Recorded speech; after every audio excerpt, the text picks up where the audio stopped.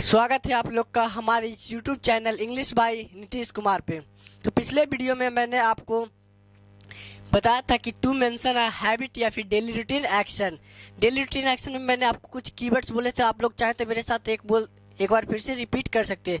जैसे मैंने कहा always, often, usually, frequently, occasionally, sometimes, habitually, generally. उसके बाद कुछ ऐसे वर्ड होते थे जो कि ये तो फ्रीक्वेंसी बताते थे, और कुछ ऐसे वर्ड होते थे जो कि फ्रीक्वेंसी भी बताते थे प्लस टाइम भी बताते थे। तो फ्रीक्वेंसी और टाइम बताने वाले शब्द को कहाँ रखते थे? लास्ट में। जैसे मैंने कहा, क्या कहा, जैसे मैं आप लोग के साथ कहूँ वन सा, टू सा, उसके बाद इवरी के साथ आप लोग कोई भी टाइम वर्ड जोड़ देते थे। इसके बाद डेली, ऑफ एंड डाउन। उसके बाद होता है कुछ ऐसे वर्ड्स होते हैं जो निगेटिव होते थे। निगेटिव क्यों होते थे? जब निगेटिव हो जाते तो उनके साथ हम लोग नोट का प्रयोग नहीं करते थे। कोई दिक्कत वाली बात नहीं है। जैसे बात करें never, seldom, hardly, scarcely, rarely, barely, तो इन सभी में नॉट अपने आप में इंक्लूड होता था, इसलिए हम लोग नॉट का यूज नहीं करते थे। आज मैं इससे रिलेट करते हुए आपको आगे पढ़ाऊंगा। तो कंपैरेटिव एनालिसिस, जो आपका टॉपिक हुआ टेंस हुआ, क्या हुआ? What you call it? Tense. चलिए, थोड़ी सी ठंड बढ़ी हुई है लगता है। क्या लिखा हमने? टेंस। तो टेंस को आप लोग क्या कहते हैं? काल। टेंस को क्या कहते हैं? काल। यही हुआ। तो सबसे पहले मैं आपको कंपैरेटिव एनालिसिस पे लेकर चलूंगा। अब आपको शायद आई थिंक राइटिंग आपको अच्छी दिखाई दे रही होगी। चलिए, ये मैंने लिखा काल। तो सबसे पहले समझते हैं प्रेजेंट इंडेफिनिट किस तरह से पूछे जाते हैं हमारे एग्जाम में, इससे रिलेटेड आपके प्रीवियस ईयर। और एक बात मैं बता रहा हूँ, ये जो टेंस हुआ आपका, मैं आपको फिर से एक बार याद दिला देता हूँ। इसे 3 लेवल पर सीखना है। सबसे पहला बेसिक लेवल सीखना है। क्या सीखना है? Basic level. तो सबसे पहले मैं आपको बेसिक इसी से कराता चला जाऊँ। दूसरा होता है कंपैरेटिव लेवल, कंपैरेटिव एनालिसिस जिसे आप लोग कहते हैं, कंपैरेटिव एनालिसिस। तीसरा होता है shortcut level, shortcut level, shortcut level. Shortcut कब बनता है? जब एक नहीं 2 सेंटेंस से जुड़े उसे शॉर्टकट बनाते हैं। ठीक है, तो इस चीज़ को मैं मिटा रहा हूँ, कोई दिक्कत वाली बात नहीं होनी चाहिए। चलिए, तो सबसे पहले मैं कंपैरेटिव लेवल में सबसे पहले मैं चल रहा था आपके सामने टू मेंशन अ हैबिट या फिर डेली रूटीन एक्शन की बात कर रहा था। तो मैंने पिछले वीडियो में आपको ये सारी चीज़ें पढ़ा दी थी। तो चलिए फिर से मैं इसी को लिख देता हूँ। टू मेंशन अ हैबिट या फिर daily routine action, daily routine action. To mention a habit या फिर डेली रूटीन एक्शन, इसमें हमें एक सुपर फ्लॉस का क्वेश्चन कराना बाकी रह गया था, वो मैं आज आपको करा कर ही जाऊंगा। आराम से सीखो।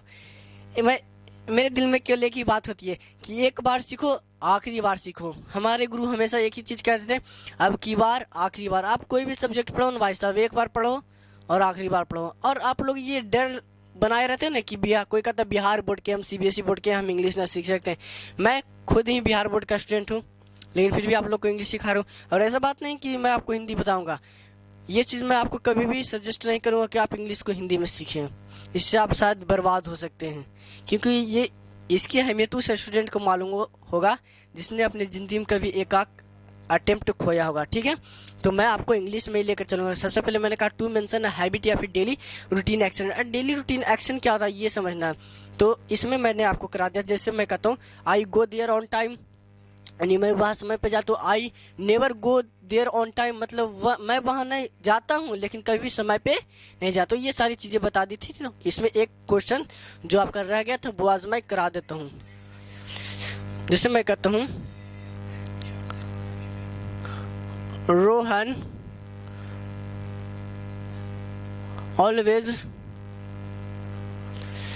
Always use to go there. तो सबसे पहले आपको ये देखना है कि ये अपने आप में लिखा सही है फिर गलत है। तो सबसे पहले हमने कहा आपको प्रेजेंट इंडेफिनिट में लिखाया था इसके स्ट्रक्चर में। तो सबसे पहले स्ट्रक्चर लिखाया था, तो subject plus first form of verb के साथ आप लोग सफिक्स करते हैं। तो फर्स्ट फॉर्म ऑफ वर्ब के साथ एस या फिर ये सफिक्स करते हैं। उसके बाद क्या सब्जेक्ट ऑब्जेक्ट लिखते हैं। अब ये बात उठी कि सफिक्स प्रीफिक्स बता दिया था हमने। ये किस में सफिक्स करते हैं? जिसके अंत में O, S H, X, Z, C H, double S, इस सब में एस का प्रयोग करते हैं। ठीक है, चलिए, कोई दिक्कत वाली बात नहीं। तो सबसे पहले मैंने लिखा ये अपने आप में रोहन, रोहन क्या हुआ, सब्जेक्ट। तो रोहन जब सब्जेक्ट हुआ तो रोहन के अनुसार अगर जो ये यूज टू गो देयर, ठीक है, अपने आप में कोई दिक्कत वाली बात नहीं हुई। तो लेकिन हो गया। तो अगर जो इसके अनुसार देखा जाए तो ये अपने आप में तो यूज नहीं होना चाहिए, यूजेज टू होना चाहिए। जैसे मैं कहना चाहूँ तो यूजेज टू गो देयर अगर जो टेंस के अनुसार। अब एक बात समझना है आपको कि ये एक बात मैं आपको बताता हूँ, ये अपने आप में क्या बताता है, हैबिट, या फिर ये ऑलवेज ही क्या बताने का काम करता है। तो ये ऑलवेज अपने आप ने बताया सर ये हैबिट को इम्फेसाइज करने का काम करता है। जैसे मैं कहता हूँ I go there, I always go there. जैसे मैं आपके सामने 2 सेंटेंस लिखता हूँ, आई ऑलवेज गो देयर, और उसके बाद मैंने लिखा आई गो देयर। मैंने 2 सेंटेंस लिखा, आई ऑलवेज गो देयर और आई गो देयर। अगर जो मैं कहता हूँ आई गो देयर मतलब मैं वहाँ जाता हूँ, आई ऑलवेज गो देयर मतलब मैं वहाँ हमेशा जाता हूँ, हमेशा जाता हूँ। तो ये जाने की एक्शन को क्या कर दिया भाई साहब, इम्फेसाइज कर दिया। मैं आपको हमेशा से एक बात वार्निंग देता हूँ कि आपको किसी भी चीज़ को सीखना है तो रिलेट करके सीखना है, इम्फेसाइज करके। ये यहाँ पे इम्फेसिस करने का काम कर रहा है, यानी ठीक है। तो मैं यहाँ पे इस चीज़ को मिटा रहा हूँ। तो इसे देखा जाए तो ये ऑलवेज अपने आप में क्या बता रहा है, तो ऑलवेज अपने आप में हैबिट को बता रहा है। और ये यूज टू भी कहा जाता है, यूज टू भी अपने आप में ये हैबिट को बताने का काम करता है। क्या बताने का काम करता है, हैबिट को। तो हैबिट और हैबिट जो जैसे मान ले जाए मैं आप लोग के सामने कहूँ मुझे गीला पानी पीना है, तो आप लोग बोलो क्या मजाक कर रहे हैं सर, पानी जब बोल दिए तो ये पानी तो अपने आप में गीला ही होता है। जैसे मैं आपके सामने कुछ वर्ड्स लिखता हूँ, जैसे मैंने लिखा आपके सामने पास्ट हिस्ट्री, पास्ट हिस्ट्री। एक बात बताओ, हिस्ट्री होती है किसकी, प्रेजेंट की होती है? नहीं सर, पास्ट की होती है। तो फिर पास्ट लिखना क्यों, इसमें ऑलरेडी इसका सेंस छिपा हुआ है। जैसे आप लोग लिखते हो सेम आइडेंटिकल, क्या लिखते हो, सेम आइडेंटिकल, IDENTICL, आइडेंटिकल। एक बात बताओ, आइडेंटिकल होती है वो चीज़ जो कि अपने आप में सेम होती है। तो ये सारे बहुत ही सुपरफ्लूअस वर्ड होते हैं, इनको प्रयोग हम लोग नाउन में सिखाएंगे, नाउन में आपको सिखाना होगा। तो कहा जाए तो अब मैंने कहा Rohan always uses to go to market, go to market. अब बात उठी तो यूज टू अपने आप में क्या बताने का काम करता है। तो इस यूज टू को समझा जाए तो यूज टू प्रेजेंट की हैबिट को बताता है, प्रेजेंट की हैबिट को बताता है, प्रेजेंट की हैबिट को बताने का काम करता है। तो यूज टू क्या बताता है, प्रेजेंट की हैबिट को। ये ऑलवेज को भी देखा जाए तो ये भी तो हैबिट बता रहा है। तो यहाँ पे अपने आप में तो अगर जो इसे समझा जाए आप लोग या तो ऑलवेज का यूज करो या फिर इस यूजेस टू का। अगर जो ये सही तो ये गलत, अगर जो ये गलत तो ये सही। इन दोनों में से कोई एक का ही यूज आप लोग कर सकते हो, इन दोनों में से कोई एक का यूज ही कर सकते हो। ये यूज टू से सुपरफ्लूअस का क्वेश्चन मैंने तैयार किया, उसके बाद मैं इसके आगे आपको पढ़ाऊंगा, ठीक है। तो आप इसे स्क्रीनशॉट ले लें, टेक योर टाइम प्लीज। चलिए ठीक है, अब मैं आपको आगे पढ़ाता हूँ। इसकी दूसरी एप्लीकेशन पे बात कर रहा हूँ, इसकी दूसरी एप्लीकेशन पे बात कर रहा हूँ। तो एप्लीकेशन यहाँ पे आपको लिखा देता हूँ, एप्लीकेशन APPLICATION, एप्लीकेशन पे बात कर रहे थे। तो इसका दूसरा एप्लीकेशन हो गया, इसका दूसरा एप्लीकेशन जिसे हम लोग कहते हैं यूनिवर्सल ट्रूथ। क्या कहता है, to mention a UNIVERSAL, universal truth, to mention a universal truth. अब ये यूनिवर्सल ट्रूथ क्या होता है, यूनिवर्सल ट्रूथ क्या होता है, पढ़ाने वाले जो लोकल जो नॉर्मल जो बोलते हैं कि हिंदी से सीखो इसे, इंग्लिश हिंदी से सीखो इस तरह से उस तरह से। तो ग्रामर कहती है, अंग्रेजी कहती है, हिंदी का उतना काम नहीं है। आप लोग इतना हिंदी निकाल लो जिससे कि आपका काम चल जाए, लेकिन आप इससे पूरी ग्रामर को रिप्लेस कर देंगे, ये तो गलत बात है। तो यूनिवर्सल ट्रूथ को लोग कहते हैं सार्वभौमिक सत्य, हिंदी कहा जाए तो इसे कहा जाता है सार्वभौमिक सत्य। क्या कहा जाता है, सार्वभौमिक सत्य। मतलब आप कोई लोग विश्वव्यापी सत्य भी बोलते हैं। तो इसका हिंदी से मैं पहले ही बोल दूं, इसका हिंदी से कोई कैटेगराइजेशन। अब एक बात बताओ, मान लीजिए आप किसी व्यक्ति के पास गए, किसी व्यक्ति के पास गए और किसी व्यक्ति के पास गए और आप उनसे पूछा कि क्या भाई तुझे मालूम है अगर जो मैं नीचे से कोई भी चीज़ ऊपर की तरफ फेंकता हूँ तो वो वापस नीचे धरती की ओर क्यों चली आ जाती है। तो उसने कहा देख भाई मुझे तो उतना मालूम, लेकिन इतने में उस व्यक्ति का दिमाग खनक गया, इतने में उस व्यक्ति का दिमाग खनक गया। उसने अपने जेब से निकाली रेड एंड व्हाइट, बता बे ये कैसे जा रहा है बे ऊपर, ये कैसे जा रहा है ऊपर, तो इसके पीछे भी हमारी साइंस काम करती है। तो कहा जाता है इनका कैटेगराइजेशन किया गया। क्या किया गया? कैटेगराइजेशन के, माफ कीजिए, क्या इसका क्या किया गया भाई साहब? कैटेगराइजेशन किया गया। तो मैं आपको इनकी कैटेगराइजेशन पे लेके चलता हूँ, आराम से सीखे, तकाजे की जरूरत नहीं है। आपका गुरु हर एक चीज एकदम सीरियस में, सीरियस कभी भी सीरियसली उतना भी मत होना लाइफ में। लाइफ को हमेशा इंजॉय करके सीखना है, और आपको इंजॉय करके सिखाएगा ही आपका गुरु। तो ठीक है, तो सबसे पहले मैं इसकी कैटेगराइजेशन की बात करूँ तो सबसे पहले हो गया इसका साइंटिफिक फैक्ट। कुछ होता है SCIENTIFIC, scientific fact. Scientific fact मतलब जिसे मैंने नहीं, हमारे साइंस ने प्रूव किया, उसके लिए इंडेफिनिट टेंस यूज करते हैं। जैसे मैं कहता हूँ आपके सामने एक एग्जांपल लिखता हूँ, एक एग्जांपल लिखूं, water is freezing at 0 degree Celsius. Water is freezing at 0 degree Celsius. उसके बाद मैंने कहा द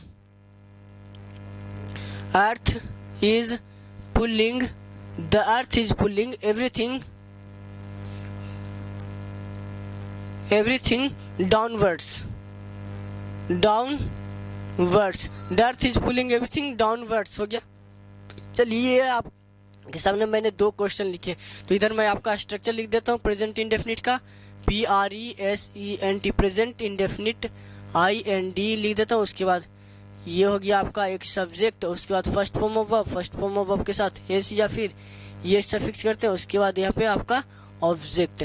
अब ये सब्जेक्ट 2 तरह का हो गया, या तो आपका सिंगुलर या तो प्लूरल। ये सारी चीज़ें मैंने आपको पहले ही, सिंगुलर रहेगा तो एस या ये से आप लोग लगाए, कोई दिक्कत वाली बात नहीं।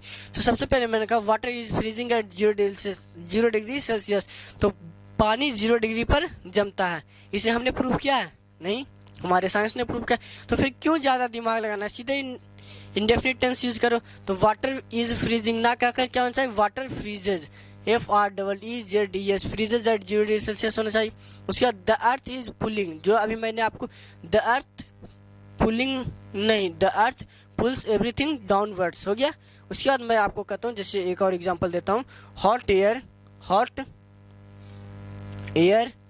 गोज अपवर्ड्स, मतलब गर्म हवाएं ऊपर जाती है। तो ये हमने प्रूव किया है? नहीं, हमारे साइंस ने प्रूव किया। तो क्यों इतना दिमाग लगाना है? जब हमारे साइंस ने प्रूव किया तो क्यों इतना दिमाग लगाना? प्रेजेंट इंडेफिनिट लिखो ना भाई सीधा। दूसरा होता है, इसी का दूसरा होता है, पहला हो गया साइंटिफिक फैक्ट, हो गया, कोई दिक्कत वाली बात नहीं। उसके बाद होता है मैथमेटिकल फैक्ट। क्या होता है mathematical? MATHEMATICAL, mathematical fact. Mathematical fact जिसको हमने नहीं, हमारे मैथमेटिशियन ने प्रूव किया। जैसे मैं आपके सामने एक एग्जांपल देता हूँ, जैसे मैंने लिखा 2 and 2 makes 4। 2 और 2 कितना होता है? 4 होते हैं। 2 और 2 कितना होता है? 4 होता है। ये हमने प्रूव किया है? नहीं, हमारे मैथमेटिशियन ने प्रूव किया है। तो क्यों उतना दिमाग लगाना, सीधे कैटेगराइजेशन पे बात करो। ये सार्वभौमिक सत्य, ये वो मैं कुछ नहीं जानता भाई। मुझे एक बात करनी है, जितना भी पढ़ाना है सीधा बात, सटीक बात, और लॉजिक के साथ सीखना है इस इंग्लिश को। इंग्लिश को ये नहीं सीखना कि किसी भी आपको रूल रटा दिया, रूल आपने रट लिया। रूल रट कर आप तो एग्ज़ाम निकाल सकते हो, कभी क्रैक कर सकते हो, लेकिन आपको कभी कॉन्सेप्चुअल मजबूत नहीं होगा। और आपके जितने भी एग्ज़ाम हो रहे हैं उनमें बेसिकली आपके रूल कभी नहीं उतने काम कर रहे हैं, सीधे आपको कॉन्सेप्ट है, क्योंकि इंग्लिश हमेशा पॉसिबिलिटी पे काम करती है। हो गया। जैसे मैंने कहा 2 makes, जैसे आप लोग कहते हैं 2 पैरेलल लाइंस। जैसे मैं दूसरे एग्जांपल की बात करूं तो 2 parallel PARALL parallel lines never intersect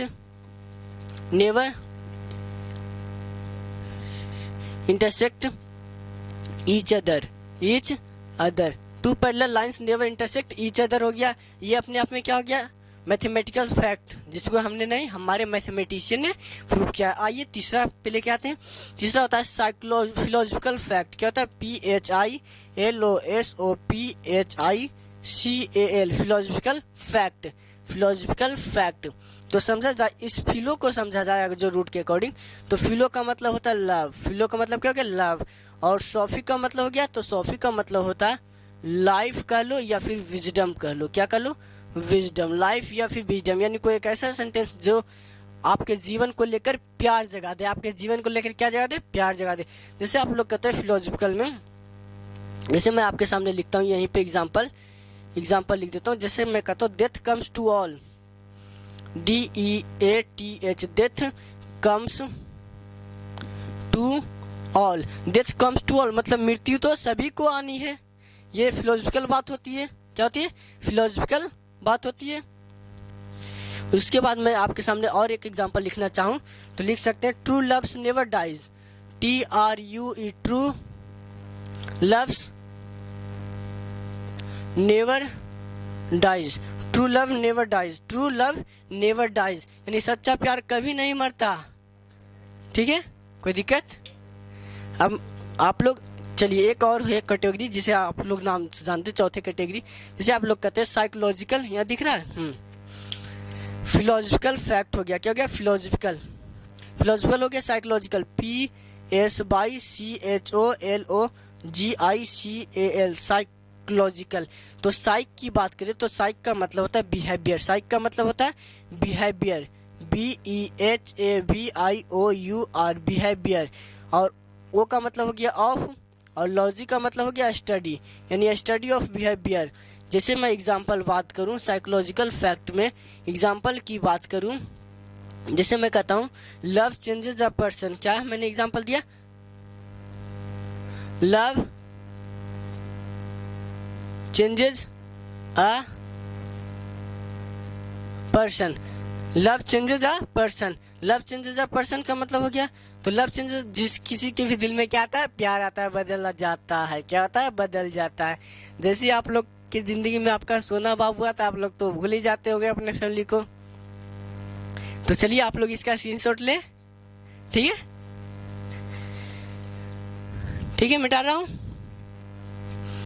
चलिए ये हो गया, कोई दिक्कत वाली बात नहीं। अब इसके आगे मैं आपको लिखाता हूं। चलो, किसी भी चीज को तकाजे में ना हाके कि इसे कितना जल्दी कंप्लीट करा दें। अरे आराम से सीखो। पेशेंस आपने जिस दिन अपने आप में रखना सीख लिए तब तक क्या आपके लिए, तब समझ लीजिए आपको कोई नहीं हरा सकता। आप लोग शारीरिक नहीं मानसिक रोगी हो, मानसिक रोगी मतलब मन से सोच लिए कि मुझे नहीं आता तो आपको कोई नहीं सिखा सकता। मैं क्या, दुनिया का कोई टीचर नहीं आपको सिखा सकता। आपने ये मान लिया, लेकिन जिस दिन आपने अपने जज्बे को जगा लिया, इस इंग्लिश को सीखने का एटीट्यूड डेवलप कर लिया, उस दिन आपको कोई सिखाए चाहे नहीं, लेकिन आप खुद प्रैक्टिस करें तो खुद भी सीख सकते हैं। चलिए ठीक है। उसके बाद टू मेंशन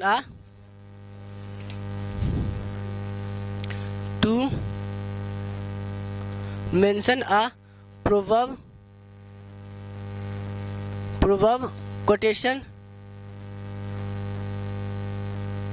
quotation और a saying। सबसे पहले क्या गया?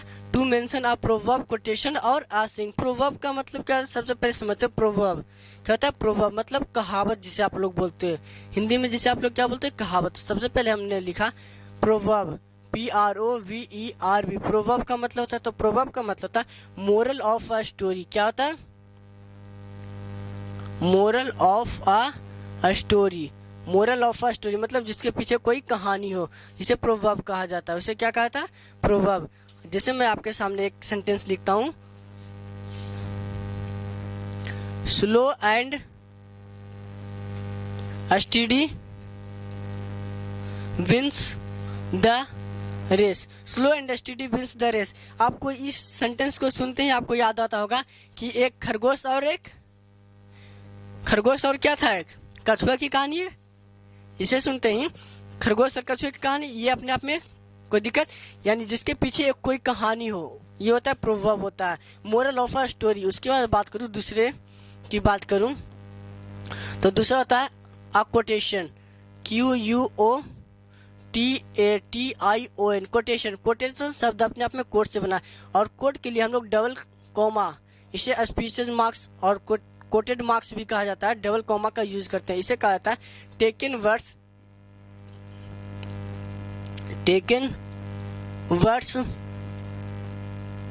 From a text. क्या हमने कहा? Taken words from a text मतलब कोई भी एक किताब से एज इट इज लाइन उतार दिया जाता है, उसे लिखने के लिए क्या डबल कोट का प्रयोग करते हैं। जैसे मैं कहता हूँ जॉन कीट्स, आपने एक बहुत ही प्यारा John Keats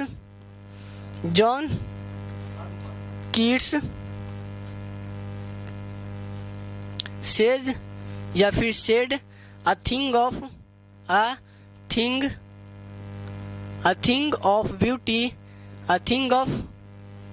beauty is a joy for ईवर।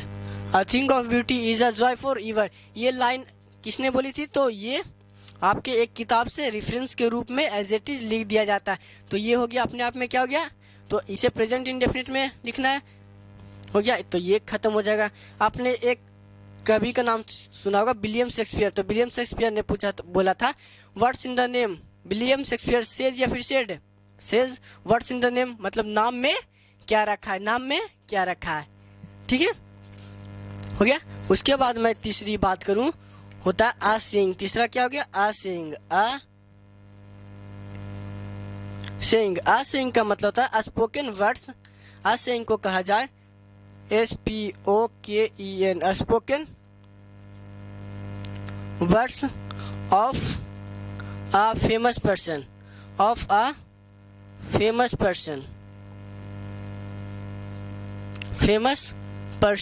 Spoken words of a famous person. जैसे आपने महात्मा गांधी का नाम सुना होगा, तो महात्मा गांधी ने क्या बोला था, करो या मरो। चलो, तो जैसे मैं कहता हूँ एग्जाम्पल, महात्मा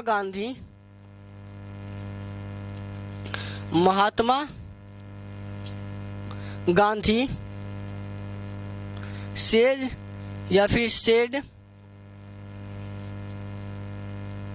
डू और डाई, करो या फिर मरो, करो या मरो। महात्मा गांधी ने क्या बोला था, डू और डाई, करो या फिर मरो। तो ये अपने आप में किस में लिखेंगे, प्रेजेंट इंडेफिनिट में लिखेंगे, कोई दिक्कत वाली बात नहीं। तो ठीक है, इस वीडियो में मैं आपको इतना ही बताऊं।